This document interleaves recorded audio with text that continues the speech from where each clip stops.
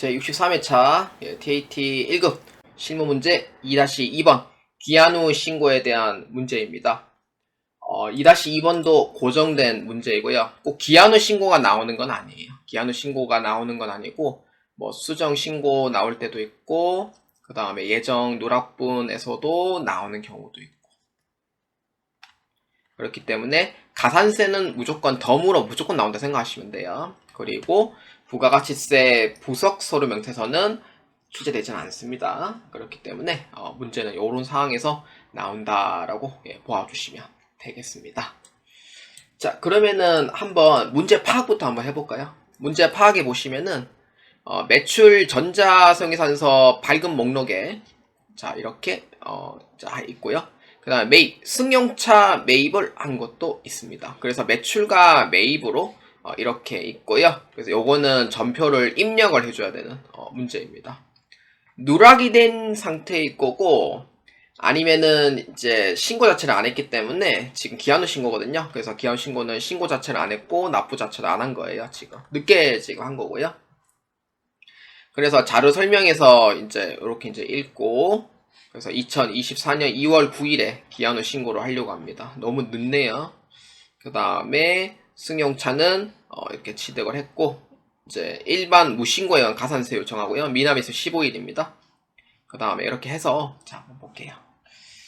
자 일단 첫 번째는요.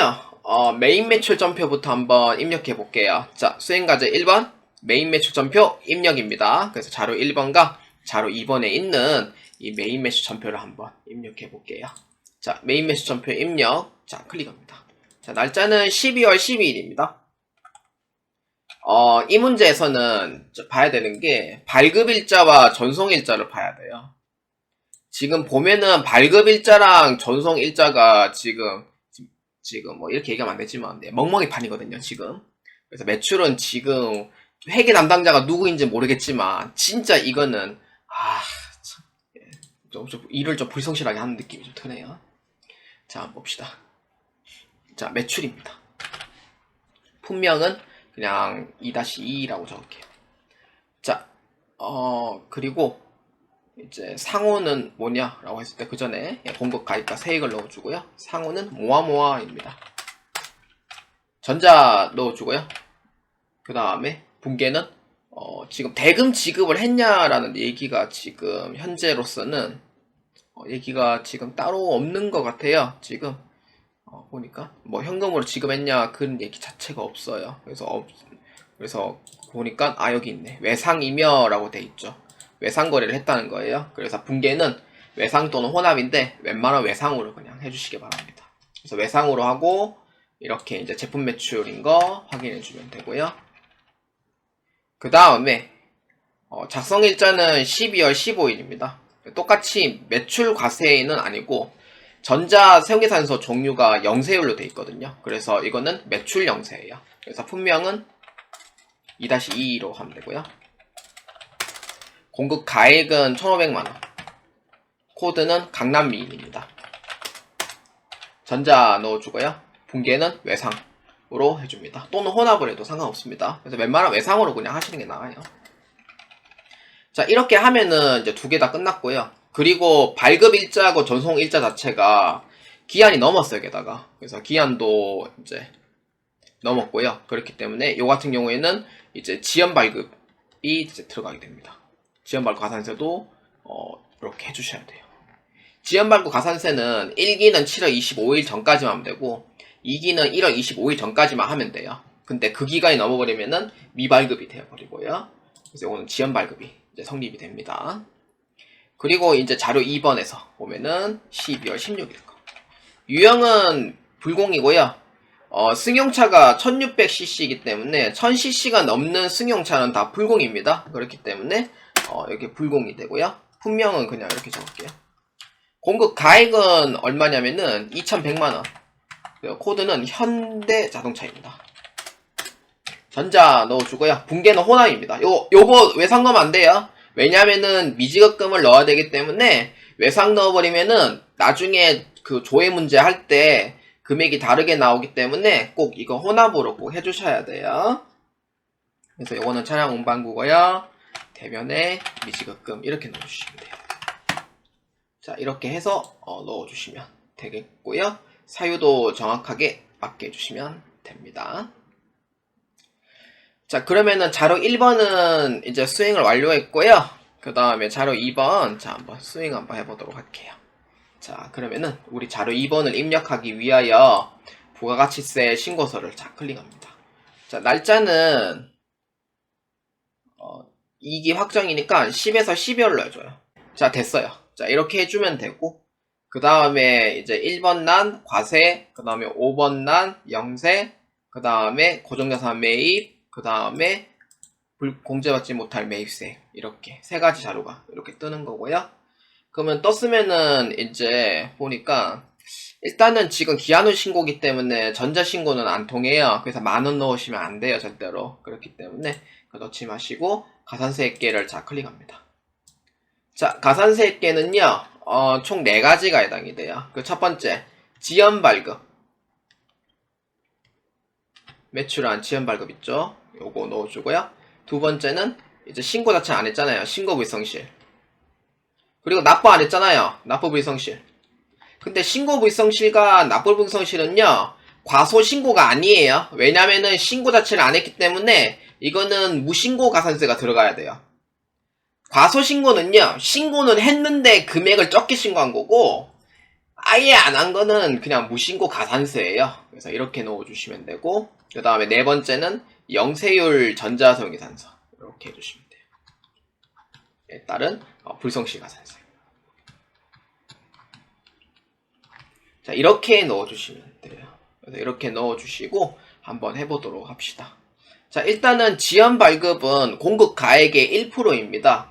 그래서 여기에 적혀있죠. 지연발급 등 공급가액의 1% 뭐예요? 그렇죠, 요거죠. 매출에 대한 부분 이거죠. 자, 2,000만원과 1,500만원이 지금 지연발급 했으니 두 개 다 얼마예요? 3,500. 그러면 세액은 얼마? 35만원의 가산세가 들어가요. 첫 번째 끝. 자, 그 다음에 이제 신고불성실, 납부불성실인데, 신고불성실, 납부불성실은 이 두 개가 다 들어가야 돼요. 그래서 여기에 이제 신고불성실, 여기 위에 납부지연 이렇게 들어가는데, 자, 신고불성실은 산식은 이렇게 됩니다. 어떻게 되냐면은 매출세액에서 매입세액을 빼줘요. 근데 매입세액인 경우에는요, 불공제되는 거는 포함시키면 안 됩니다, 절대로. 그래서 매입세액 자체는 없다 보시면 되고, 거기에서 10%라고 얘기하고 싶지만 무신고는 20%입니다. 무신고예요. 무신고 20%예요. 그래서 20%고 거기에 감면율은 1개월 이내에 해주면은요 감면율이 50%가 돼요. 50% 10%인가 그렇거든요. 이거 90% 아니에요. 50%예요. 50%고요. 왜냐? 무신고했던 거는 감면율을 크게 못 잡아요.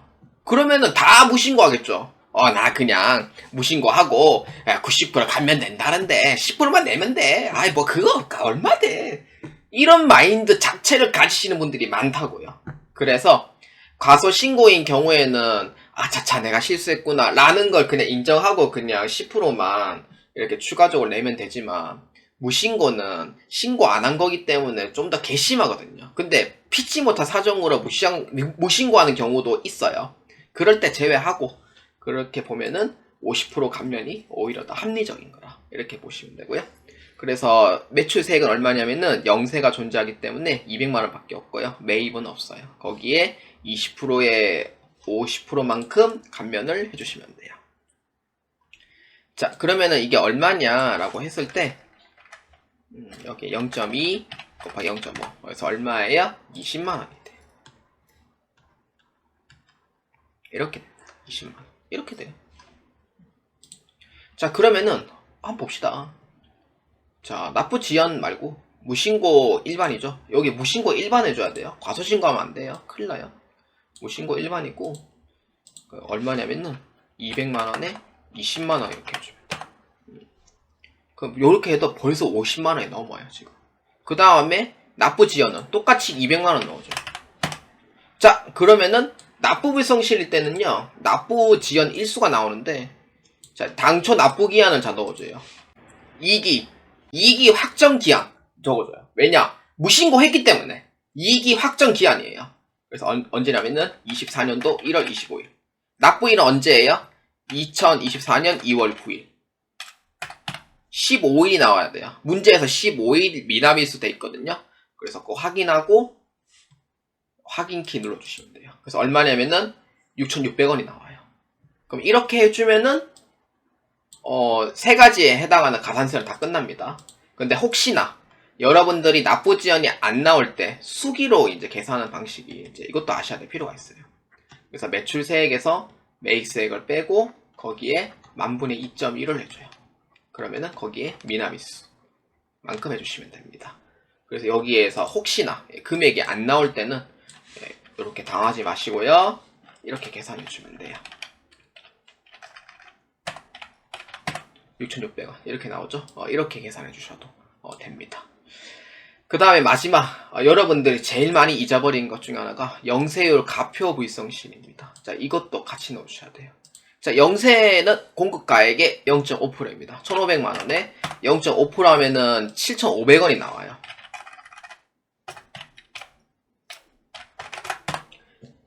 75,000원이네. 죄송합니다. 75,000원. 여기 끝이냐? 아닙니다. 얘도 감면율이 존재한단 말이에요. 감면율. 거기에서 이제 아까 이제 공급 가액에서 1000분의 5만큼 적용을 했어요. 거기에 감면율이 있어요. 무신고 감면율은 1개월 이내는 50%만큼 감면을 해줍니다. 그렇기 때문에 반은 내가 부담을 또 해줘야 돼요. 또다시. 그래서 얼마? 37,500원입니다. 이렇게 해주면 돼요. 그럼 이렇게까지 하면 얼마냐? 총 가산세가 얼마냐? 594,100원이 나와야 돼요. 자, 이렇게 해서 금액이 나와야 되고요. 그러고 나서 이제 오케이 다 있다. 그러면은 나가시면 돼요. 자, 이렇게 해서 총 납부할 금액은 얼마? 2,594,100원으로 보아주시면 되겠습니다. 다 하시면은 저장까지 눌러주시면 되겠습니다. 그리고 요거 잘 기억해주세요. 기한 후 신고는요 1개월 이내는 무조건 감면율이 50%입니다. 과소 신고일 때는 1개월 이내는 얼마예요? 90% 감면이죠. 그래서 요거 헷갈리지 마세요 절대로.